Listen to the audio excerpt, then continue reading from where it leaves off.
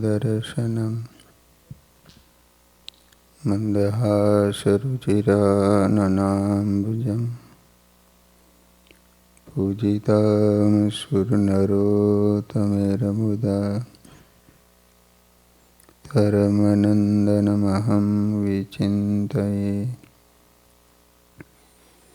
बोलो स्वामीनारायण भगवाननी, श्री हरि कृष्ण महाराजनी, श्री राधा कृष्ण देवनी, श्री नरनारायण देवनी, श्री लक्ष्मीनारायण देवनी। બધા જ હરિભક્તોને ઘણા ભાવથી જય સ્વામિનારાયણ। વાલા ભક્તજનો, આપણે નીલકંઠ મહાપ્રભુના દિવ્ય લીલા ચરિત્રો શ્રવણ કરી રહ્યા છીએ। નીલકંઠ મહાપ્રભુ બુરહાનપુરથી ત્યાંથી થોડે દૂર એક ધુલે ગામમાં એક ભાવસાર ભગવાનદાસ રહે। એની વૃદ્ધ માં બહુ પવિત્ર અને શ્રી કૃષ્ણની પરમ ભક્ત હતી। તે રોજ એના દીકરા ભગવાનદાસને પ્રભુની શોધ કરવા જવાનું કહેતી। તે એમ માનતી હતી કે પ્રભુની શોધ કરીએ તો પ્રભુ જરૂર મળે, અને પ્રભુ મળે તો આપણે ઘરે બોલાવીને પધરાવા। આજે તો સવારથી ડોશી પ્રભુને શોધવા માટેના પ્રયત્નમાં માંડી હતી। ભગવાનદાસને ડોશીએ કહ્યું, તું ઘરનું અને ખેતીનું કામ કરીશ એમાં ભગવાન નહીં મળે, તું બધું છોડીને પ્રભુની શોધમાં નીકળ। પણ ભગવાનદાસ તો ન માન્યો, એ તો ખેતરે ચાલ્યો ગયો। બપોરે ભગવાનદાસ ઘરે જમવા આવ્યો। એની માએ તો ભાતાનો ડબ્બો અને કપડાનું પોટલું તૈયાર કરીને રાખ્યું હતું। ભગવાનદાસ હાથ પગ ધોઈને જમવા બેઠો। ડોશીએ પીરસતા પીરસતા ફરીથી કહ્યું, આજે તો હવે ખેતરે જવાનું નથી। જો આ તારું કપડાનું પોટલું અને આ ભાતાનો ડબ્બો, આ લે 100 સોના મોહરો અને નીકળ પ્રભુની શોધમાં। ચાલ, જમી લે જલ્દીથી, જમીને નીકળી પડ। દરેક તીર્થમાં અને નદી કિનારે જોઈજે, જંગલમાં અને વાડીઓમાં જોઈજે, ગુફાઓમાં, કોતરોમાં તપાસ કરજે, હિમાલયમાં ફરી વળજે, પણ ભગવાન શોધી કાઢજે। ભગવાનને લીધા વગર ઘરે આવતો નહીં। જો પ્રભુને લીધા વગર પાછો આવીશ તો પરમ ભક્ત એવા તારા બાપની આબરૂ જશે। પ્રભુને લીધા વગર હું તને ઘરમાં દાખલ થવા નહીં દઉં। બોલો, આવી માં ક્યાં મળે? દીકરાને કે ભગવાનને શોધવા માટે નીકળે એમ। અત્યારે તો છોકરાઓને ક્યાં મોકલે એ જ નક્કી નહીં બાપો। આ સાંભળી ભગવાનદાસનું હૃદય પીગળ્યું।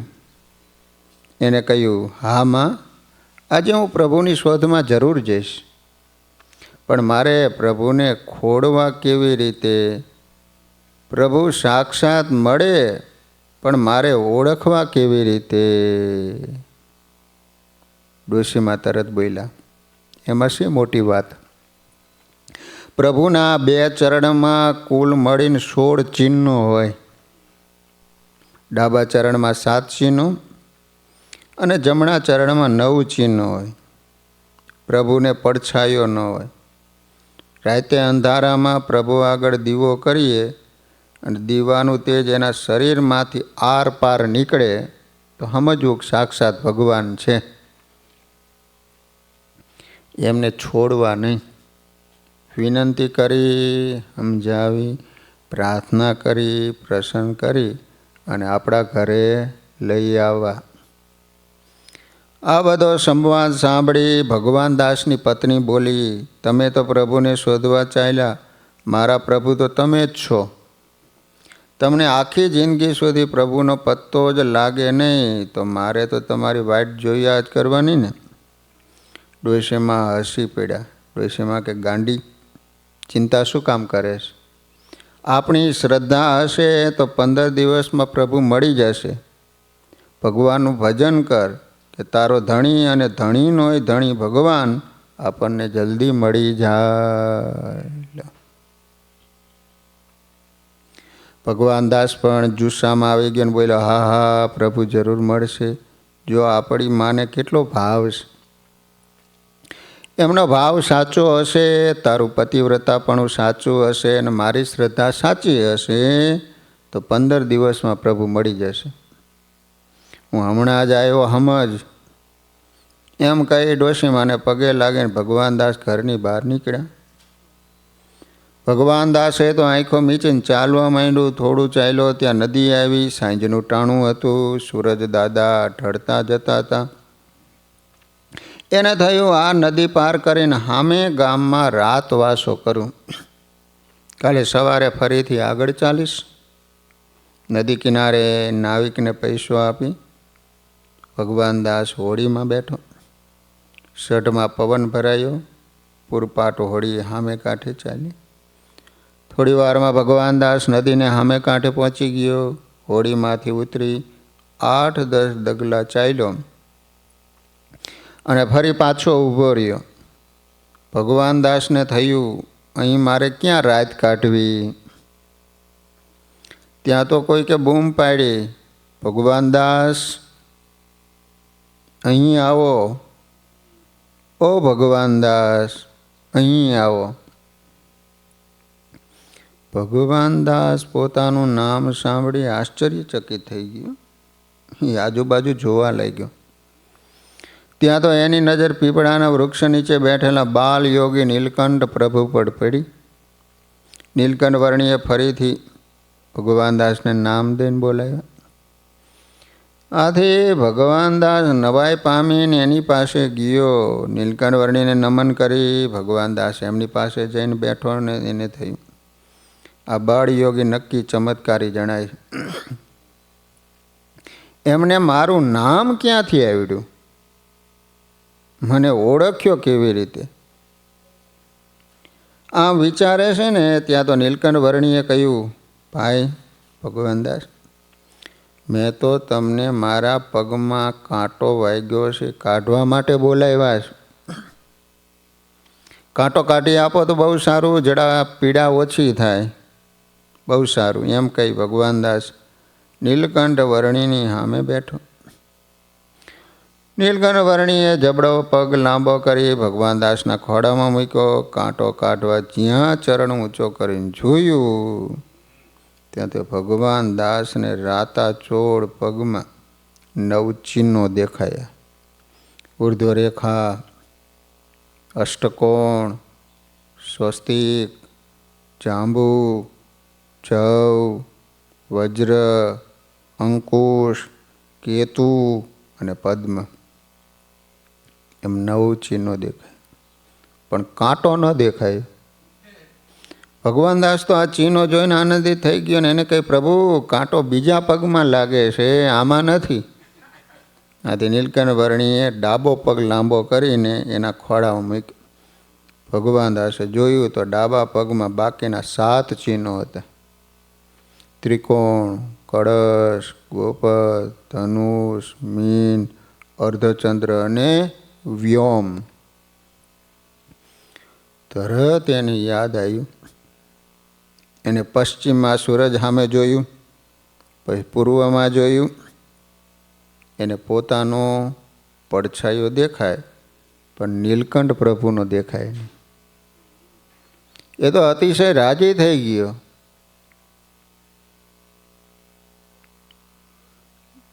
નીલકંઠ વર્ણીએ વિનંતી કરી કે પ્રભુ, આજે મારું ઈચ્છિત કાર્ય પૂરું થયું. કારણ કે આપ જ સાક્ષાત ભગવાન છો. મારા ઉપર કૃપા કરી આપ અહીં પધાર્યા છો, માટે હે દયાળુ, આપ મારા ઘરે પધારો. મારી માતાને દર્શન આપો. આપ ન મળ્યા હોત ને તો મારાથી ઘેર જવા જ નહીં, વનમાં ફરવું પડત, અને મારી માતા ભગવાનના દર્શન વિના, અન્નજળ લીધા વિના શરીર પાડી નાખત.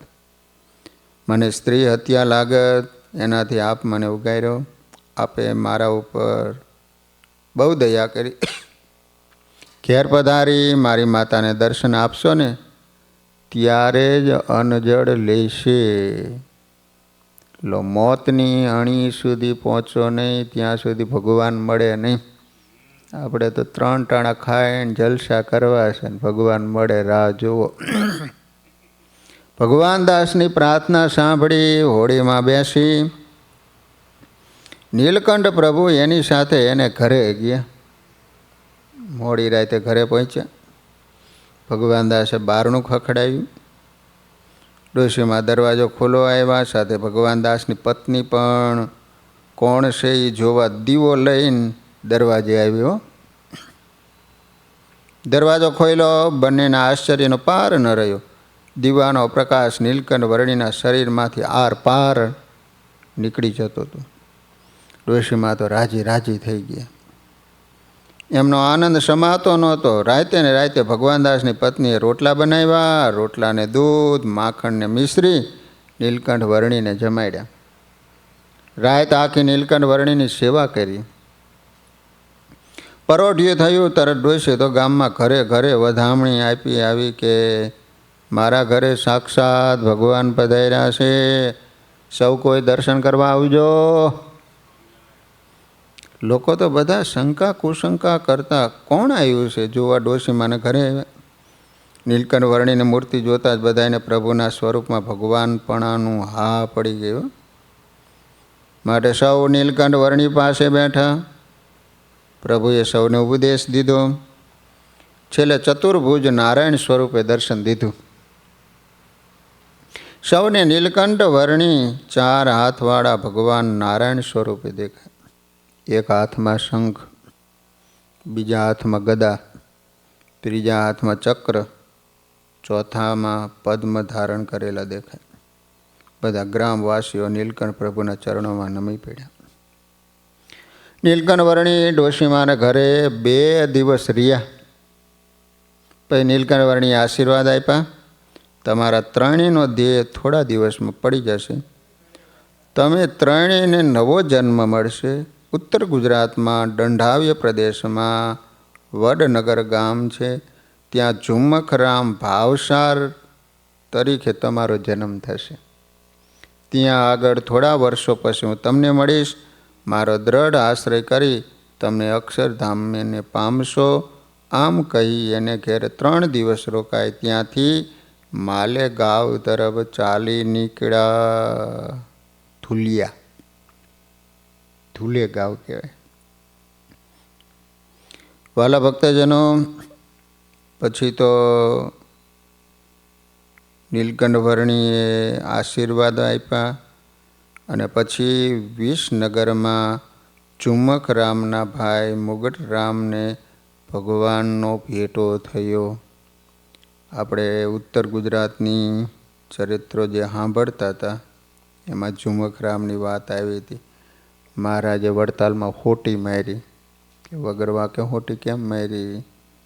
કે તમે સભામાં ઊંઘતા હતા.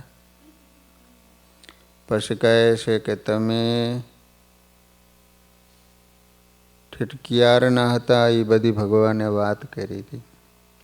વાલા ભક્તજનો, માલેગાંવમાં મોસમ ગંગાની પાસે પશ્ચિમ તરફના એક શિવાલયમાં નીલકંઠ વર્ણીએ ઉતારો કર્યો. અહીં એકાંત હતું. પાસે નદી ખડખડ વહેતી હતી. આ મોસમ ગંગામાં નીલકંઠ વર્ણીએ સ્નાન કર્યું. તે તીર્થસ્થાન બની ગયું. એનો મહિમા વર્ણવતા આચાર્ય પ્રવર શ્રી બિહારીલાલજી મહારાજ કહે છે કે જેને જડે શ્રી જગદીશ નાયા, તેના ગ્રંથો ગુણો ગ્રંથ વિશે ગવાયા. એ તો થઈ આજ પવિત્ર અંગા, તે ધન્ય છે મોસમ નામ ગંગા. નીલકંઠ વર્ણીએ આ સ્થાન પસંદ આવ્યું. તેઓ મોસમ ગંગામાં 3 વખત સ્નાન કરવા જતા. બોલો, 3 વખત નિત્ય પૂજા કરતા. પૂજા બાદ રાસ પંચાધ્યાયનો પાઠ કરતા. મુમુક્ષુઓની રાહ જોતા. જે આવતા એને ભગવાન વાતો કરી એમના સંસ્કાર જાગૃત કરતા. અહીં 5 રાત્રિ રહ્યા. પછી ત્યાંથી નીલકંઠ વર્ણી દિશા બાંધી અને ચાલતા થયા. પોતે નક્કી કરેલા સ્થળે અમુક પહોંચી જતા. રસ્તામાં નીલકંઠ વર્ણી કોઈને માર્ગ પૂછતા નહીં. માલેગાંવથી નીકળી આગળ જતા ગીરના નામની નદીમાં સ્નાન કર્યું. ત્યાં 1 દિવસ રોકાઈ સીધા દંડકારણ્યની વાટે નીલકંઠ પ્રભુએ મજલ શરૂ કરી નાસિક તરફ.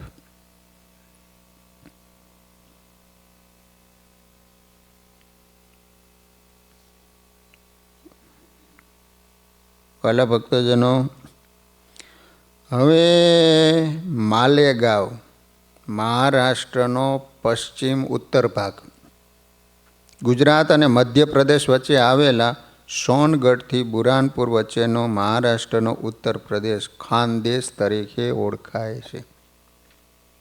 ખાનદેશમાં માલેગાંવ, જલગાંવ, ધુલિયા, નંદુરબાર વગેરેનો સમાવેશ થાય છે.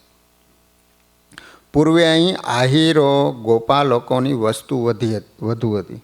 આહીર લોકો, તેથી ગોપાલકો કાનાનો દેશ કે કાનદેશ કહેતા હતા.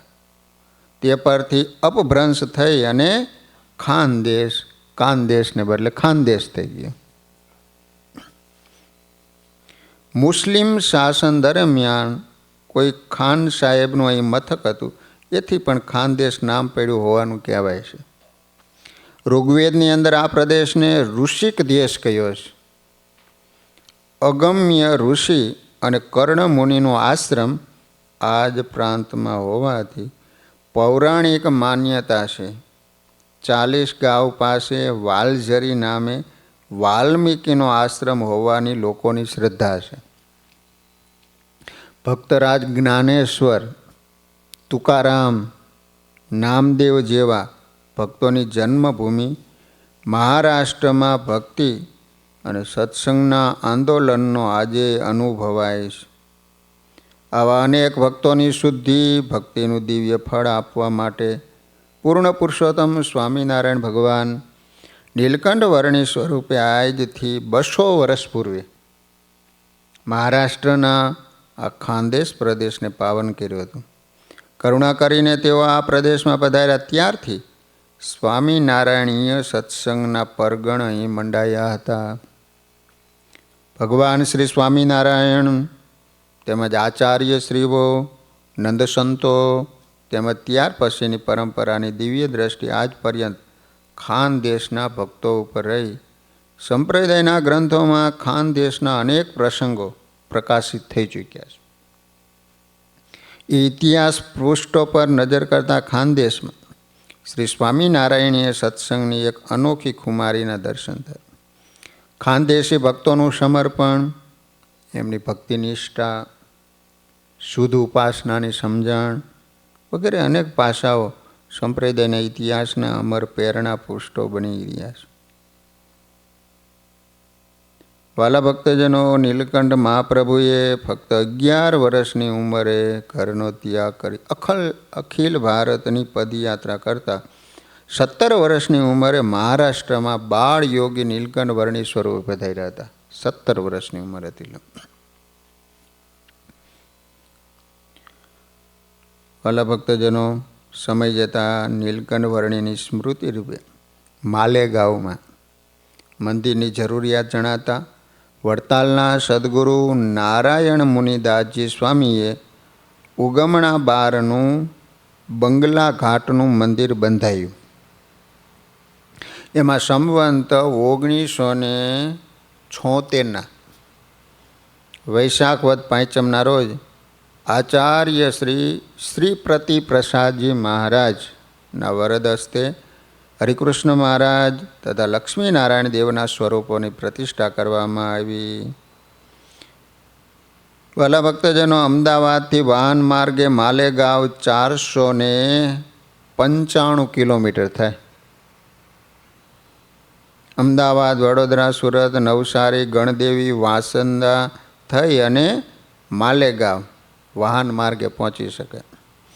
નીલકંઠ વર્ણી ગાઢ વનમાં વિચરણ કરતાં કરતાં દંડકારણ્યમાં આવી પહોંચ્યા. નીલકંઠ વર્ણીએ ત્યાંની શોભા જોઈ, પ્રદક્ષિણા કરી અને તપોવનમાં વિશ્રાંતિ લીધી હતી. ત્યાંથી નાસિક શહેરમાં પધાર્યા. ત્યાંથી પંચવટી આવી કાલારામ મંદિર, સીતા ગુફા વગેરેના દર્શન કરી. નીલકંઠ વર્ણી ગોદાવરી નદીમાં જ્ઞાન ઘાટમાં સ્નાન કર્યું. 2-3 દિવસ રોકાઈ ત્રંબકેશ્વરમાં આવ્યા. ત્યાં શિવલિંગના દર્શન કરી.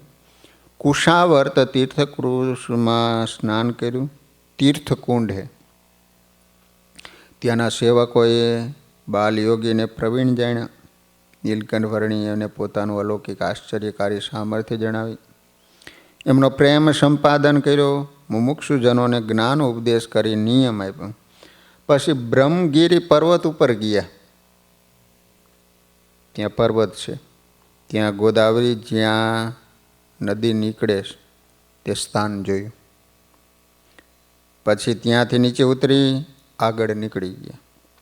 વાલા ભક્તજનો, નાસિકનો શું મહિમા છે અને શું એનો ઇતિહાસ. નાસિક પૂર્વકાળથી ધાર્મિક, સાંસ્કૃતિક અને ઐતિહાસિક મહત્ત્વ ધરાવતું શહેર છે. ગોદાવરી નદીને તટે વસેલું શહેર છે. આ ક્ષેત્રમાં મર્યાદા પુરુષોત્તમ ભગવાન શ્રી રામચંદ્રજીએ 14 વર્ષના વનવાસ દરમિયાન 10 વર્ષ કરતાં વધારે નિવાસ કર્યો. 10 વર્ષ રહ્યા. અહીંયા લક્ષ્મણજીએ શૂર્પણખાના નાકનું છેદન કરીને પોતાનું એક પત્ની વ્રત બતાવ્યું હતું. આ ક્ષેત્રમાં કાલારામ મંદિર, વનવાસ દરમિયાન જે ગુફામાં સીતાજી રહેતા હતા એ સીતા ગુફા છે. પંચવટી છે, તપોવન વગેરે તીર્થો આવેલા. અહીં દર 12 વર્ષે કુંભનો મેળો ભરાય છે. તે સમયે ગોદાવરી નદીમાં સ્નાન કરવાનો મહિમા અતિશય છે. ત્રંબકમાં મહર્ષિ ગૌતમે તપ કર્યું હતું. ભગવાન શંકરને પ્રસન્ન કરી ગોદાવરી પ્રગટ કરી હતી. કુંભ પર્વ ઇતિહાસ એવો છે કે પૂર્વે સમુદ્ર મંથન વખતે જ્યારે અમૃત કુંભ નીકળ્યો તે દાનવોના હાથમાં ન જતો રહે એ માટે ઇન્દ્રનો પુત્ર જયંત અમૃત કુંભ લઈને દોડ્યો. દોડતા દોડતા એને 4 જગ્યાએ કુંભ મૂક્યો.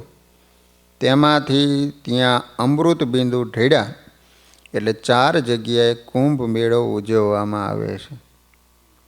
એ 4 સ્થાનો એટલે નાસિક, ઉજ્જૈન, પ્રયાગ અને હરિદ્વાર. આ ઉપરોક્ત અનુક્રમે બંને સ્થાનો મહારાષ્ટ્ર રાજ્યમાં આવેલા છે.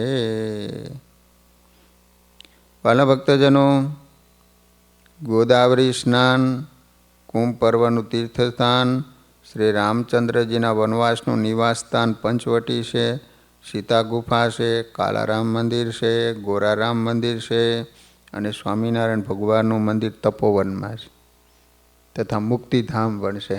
આટલા સ્થાનો ત્યાં છે દર્શન માટેના. હવે વાલા ભક્તજનો, ત્રંબકેશ્વરનો મહિમા. ત્રંબકેશ્વર આશરે 500 વર્ષ પહેલાં એક નાનકડા નગર તરીકે વસાવવામાં આવ્યું હતું. ત્રંબકેશ્વર નામથી પ્રખ્યાત થઈ.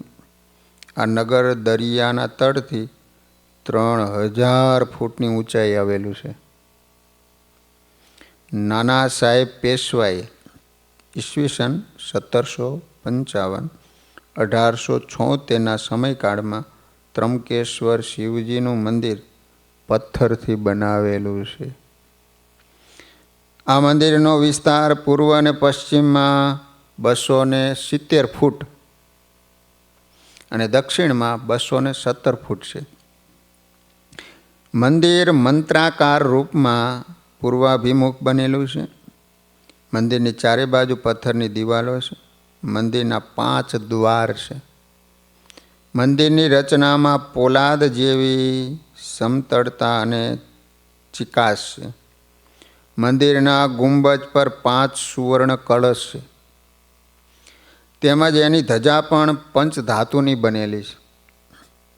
મંદિરના પક્ષદ્વારની પાછળ કોતરાયેલા કમળની કોતરણી એવી રીતે કરવામાં આવી છે જાણે જીવંત કમળ હોય ને એવું દેખાય.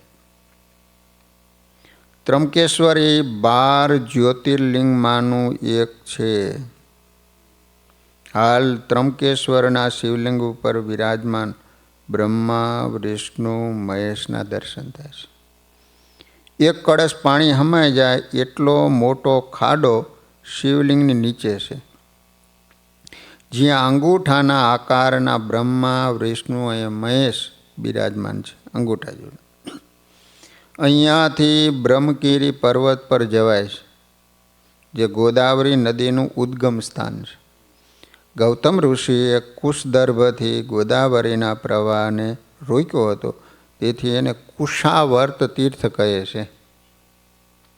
ત્રંબકેશ્વર મંદિરની નજીકમાં 3 પહાડો છે, જે બ્રહ્મગીરી, નીલગિરી અને કૌલગિરી ગંગાદ્વાર પર્વત તરીકે ઓળખાય છે. બ્રહ્મગીરી પર ચડવા 500 પગથિયા છે. ગોદાવરી નદીનું એ મૂળ ઉદ્ગમ સ્થળ છે. નીલગિરી ચડવા 250 પગથિયા છે.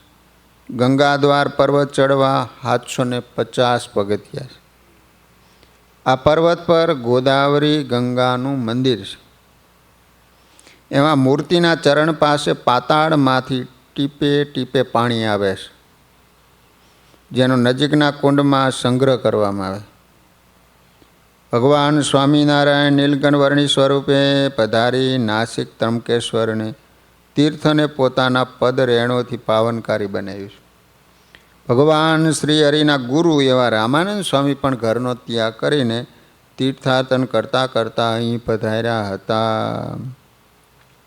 ભલા ભક્તજનો, વાહન માર્ગે જવું હોય તો અમદાવાદથી નાસિક 475 કિલોમીટર થાય. અમદાવાદ, વડોદરા, સુરત, વલસાડ, કિલ્લા પારડી થઈ નાસિક વાહન માર્ગે પહોંચી જાય. વિમાન વ્યવસ્થા અમદાવાદ, મુંબઈ, પુના વગેરે મુખ્ય શહેરોથી નાસિક સુધી વિમાનની વ્યવસ્થા ઉપલબ્ધ છે. ટ્રેન વ્યવસ્થા પણ છે. રાજકોટ, અમદાવાદ, વડોદરા, સુરત, મુંબઈ તેમજ દેશના મુખ્ય શહેરથી નાસિક સુધીની ટ્રેનો ઉપલબ્ધ છે. ત્યાં સ્વામિનારાયણ ભગવાનનું મંદિર પણ છે. વાલા ભક્તજનો, આ રીતે નીલકંઠ મહાપ્રભુ વિચરણ કરતાં કરતાં નાસિક પધાર્યા છે. નાસિકની અંદર ભગવાન રોકાણા છે અને આ રીતે ત્યાં તીર્થ પ્રદાન કરી અને હવે પ્રભુ ગુજરાતની ભૂમિ પર પધારશે. વાલા ભક્તજનો, તમે વિચાર તો કરો કે નીલકંઠ મહાપ્રભુએ માત્ર 11 વર્ષની ઉંમરે ઘરનો ત્યાગ કરી અને ફરતા ફરતા સુરત પધાર્યા, જ્યાં નિર્વાણના અખાડામાં ગોડિયાનું મંદિર છે સુરતમાં. ત્યાં ઓટા ઉપર ઉતારો કર્યો. એ વખતે ત્યાં મહંત રાઘોદાસ હતા. રાઘોદાસ નીલકંઠ વર્ણી 3 દિવસ રોકાયા. બપોરના સમયે ત્યાંના પૂજારીને નીલકંઠ વર્ણી પૂછતા, બાવાજી રાજભોગ થયા? પરંતુ પૂજારી બાવો લોભી હતો. એથી કહેતો, અહીં તો કોરા કડાકા છે, દેવને થાળ કરાવનાર કોઈ આવતું જ નથી. પૂજારી બાવાની અડબંગાઈ જોઈ નીલકંઠ વર્ણીએ શું આવ્યું, બીજે અને ત્રીજે દિવસે પણ એ અડબંગીને એમ ન થયું કે આ બાલયોગીને કંઈક આપું. એને તો એક વાત ઘૂંટે જ રાખી કે અહીં તો કોરા કડાકા જ છે. નીલકંઠ વર્ણી તો ઘણી જગ્યાએ વાયુ ભક્ષણ કરી રહ્યા હતા, એટલે કોરા કડાકાથી તેઓ તો ટેવાઈ ગયા હતા. તેથી નીલકંઠ વર્ણીને 3 દિવસના ઉપવાસ થયા. ચોથે દિવસે નિત્ય વિધિ કરી નીલકંઠ વર્ણી ધ્યાન મુદ્રામાં બિરાજમાન થયા. એ વખતે એક માલણ ત્યાં દર્શન કરવા આવી. તેણે નીલકંઠ વર્ણીને ઓટલા ઉપર ધ્યાનમગ્ન બેઠેલા જોયા. વર્ણી પ્રભુની કુશમૂર્તિ જોતા ગદગદ થઈ ગઈ. એના અંતરની મુમુક્ષુતા અને નીલકંઠ વર્ણીનું ઐશ્વર્ય બંનેનો યોગ થઈ ગયો. માલણ ત્યાં થોડી વાર ઊભી રહી. મનમાં વિચારવા લાગી કે આ બાળા યોગી જાગે ને તો હું એમને કાંઈક જમાડું. પરંતુ નીલકંઠ વર્ણી ધ્યાનસ્થ હતા. એથી ઝડપથી મંદિરમાં જઈ દર્શન કરી તરત બહાર આવ્યું. એ સમયે નીલકંઠ વર્ણીએ નેત્રો ખોલ્યા. માલણ પાસે આવી હાથ જોડી કહ્યું, યોગીરાજ કાંઈ જમશો? માલણનો સાચો ભાવ જોઈ નીલકંઠ વર્ણીએ શાંતિથી જ હા કહી. માલણ તરત ઘેર ગઈ. રસોઈ માટે સામગ્રી લઈ આવી. નીલકંઠ વર્ણીએ રસોઈ બનાવી. 3 દિવસના ઉપવાસ પછી પોતે શાલિગ્રામને ધરાવી પોતે જેમાં. માલણ પણ પ્રસાદી લેવા માટેની સદભાગી બની. વાતની વાતમાં માલણ મોક્ષભાગી બની ગઈ. ગોંડિયા મંદિરથી વિદાય થઈ નીલકંઠ વર્ણી અશ્વિની કુમારને હારે પહોંચ્યા. ગોંડિયા મંદિર ત્યાંના બાબાએ 3 દિવસ સુધી ભગવાનને જમવાનું આપ્યું સુરતમાં. હો, સુરત શહેર પાસેથી વહેતી નદી તપ્તી નામે પણ ઓળખાય છે, જેને પુરાણમાં ઉલ્લેખ છે કે તપ્તી અને યમુના એ બંને સૂર્યપુત્રીઓ છે, તાપી અને યમુના. એક વખત બંને બહેનો વચ્ચે ઝઘડો થયો. એટલી હદે પહોંચી ગયો, બંને બહેનો એકબીજાને શ્રાપ આપવા તૈયાર થઈ. પરસ્પર શ્રાપ આપ્યો કે તું જળ સ્વરૂપ બની જા. તેથી બંને સૂર્યપુત્રીઓ નદી સ્વરૂપે થઈ ગઈ. સૂર્યદેવે બંને પુત્રીઓને વરદાન આપ્યું, યમુનાના નીર ગંગા સમાન અને તપ્તીના નીર નર્મદા સમાન પવિત્ર રહેશે. આ તાપ નદીના તટે અશ્વિની કુમારનો આરો છે, તાપી નદીના કિનારે. એ અંગે એમ કહેવાય છે કે દેવોના વૈદ્ય અશ્વિની કુમારોએ આ સ્થળે તપ કર્યું હતું. વળી બંને કુમારોએ અહીં શિવલિંગની સ્થાપના કરી હતી. તે મંદિર વૈદરાજ મહાદેવ મંદિર એમ જ અશ્વિની કુમાર મંદિર નામે ઓળખાય છે. વર્તમાન કાળે આ પ્રસાદી ભૂમિ રુસ્તમબાગ અશ્વિની કુમારમાં વડતાલ શ્રી લક્ષ્મીનારાયણ દેવ તાબાનું નૂતન ભવ્ય શિખરબંધ મંદિર નિર્માણ થયું છે. તાપી નદીમાં 2 કાંઠે નીર હતા. તાપીને કિનારે નીલકંઠ વર્ણી આવ્યા. કિનારાથી થોડા આગળ ચાલ્યા એટલે લોકોએ એને વાયર્યા. સાધુરામ, નદીમાં પાણી ભરપૂર છે, હો, તરાપો આવવા દો. પણ નીલકંઠ વર્ણી તો સ્વયં તરાપા સમાન હતા, તેથી એમને અપેક્ષા નહોતી. તેઓ આગળ ચાલ્યા. લોકોએ જાણ્યું કે કોઈ અડબંગી લાગે છે, માનતો નથી. ભગવાનને ખોડવા આકાશ તરફ દ્રષ્ટિ કરતા, મૂર્તિમાં ભગવાનને ભાળવા અનેક સાધનો કરતા આજે જ્યારે ભગવાન સ્વયં મનુષ્ય રૂપે પધાર્યા ત્યારે એને અડબંગી સમજી એમની ઉપેક્ષા કરતા. આ માનવીમાં રહેલું કાજળ ઘેરું માયાનું પડળ અભેદ્ય હતું. સૂર્યપુત્રી તાપી નદીના કિનારે વસેલ સૂર્યપુર એટલે હાલ સુરત સૂર્યપુર કહેવાય. ઇતિહાસના પાને અગ્રિમ સ્થાન ધરાવે. સુરતનું મધ્યયુગી ગુજરાતમાં રાજકીય અને આર્થિક સ્થિતિએ આગવું સ્થાન હતું. નીલકંઠ વર્ણીએ તે લોકોની દયા આવી. તેઓએ મરમાળું હાસ્ય કર્યું. છતાં તેઓ જાણતા હતા કે આ પ્રદેશના માનવીનું અંતર કોમળ છે. માયાના પડળ ભેદાશ અંતરમાં તેજ પ્રજળે ત્યારે પ્રગટ ભગવાનની ઓળખાણ થશે. નીલકંઠ વર્ણીએ પાણીમાં પડતું મૂક્યું, જાણે કમળના ફૂલ પર ડગ માંડ્યા હોય ને એમ પાણી ઉપર ચાલતા હોય એમાં સામે કાંઠે સડસડાટ કરતા પહોંચી ગયા. બંને કિનારા ઉપર ઊભેલા લોકો આશ્ચર્યવત નીલકંઠ વર્ણીને જતા જોઈ જ રહ્યા હો. આજે પણ છે. તેથી તો અહીંથી દૂરના પ્રદેશો જેવા કે આફ્રિકા, સાઉથ એશિયા, યુરોપ, જાવા, સુમાત્રા વગેરે દેશો સાથે સુતરાઉ કાપડ, ગળી વગેરેનો વેપાર થતો રહ્યો. સુરતમાં વ્યાપારના પરિણામ સ્વરૂપે ગુજરાતમાં અનેક નવી નવી પ્રજાઓ સાથે નવી નવી સંસ્કૃતિઓનું આગમન થયું. ગુજરાતને અવનવી ભેટ સોગાદના રૂપમાં વિવિધ ભાષા, વસ્તુઓ, ચિત્રકળા, નકશીકામ, સુથારીકામ વગેરે કલાઓની પ્રાપ્તિ થઈ. ઇતિહાસના પાને સુરત એવું નામ ક્યારે અને કેમ આવ્યું એ કહેવું મુશ્કેલ છે. કારણ કે સૂર્યપુર નામથી આદિકાળથી તાપી નદી કિનારે વસેલું આ શહેર પહેલાં મુગલો, ત્યારબાદ પોર્ટુગીઝો અને પછી અંગ્રેજો માટે મુખ્ય બંદર બની રહ્યું. સૂર્યપુત્રી તાપી નદીનો આ તટ કંઈક અનોખો અને અનેરો છે. સુરત સોનાની મૂરત આ કહેવત કેટલાય દાયકાઓથી સુરતની ગરિમાની છડી પોકારે છે. સુરતી જમણ ને સુરતી વાઘાનો મહિમા તો સદીઓથી ભારતભરમાં પ્રસિદ્ધ છે. સુરતના વાઘા અને સુરતનું જમણ વખણાય. બંદર એ ખૂબસૂરત તરીકે મુઘલ કાળમાં પ્રસિદ્ધ થયેલ આ નગરને ધીમે ધીમે સુરત તરીકેની ઓળખ પ્રાપ્ત થઈ.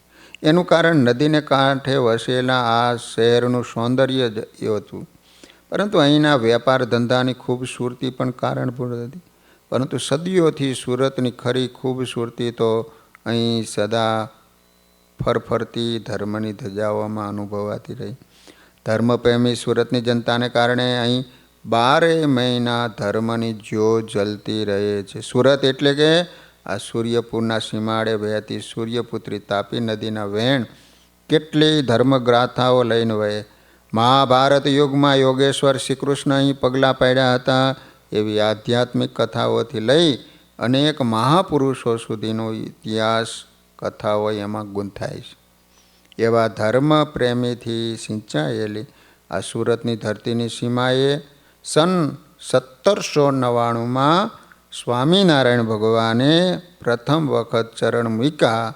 ત્યારથી જાણે અહીંના ઇતિહાસમાં એક નૂતન આધ્યાત્મિક અધ્યાયનો આરંભ થયો.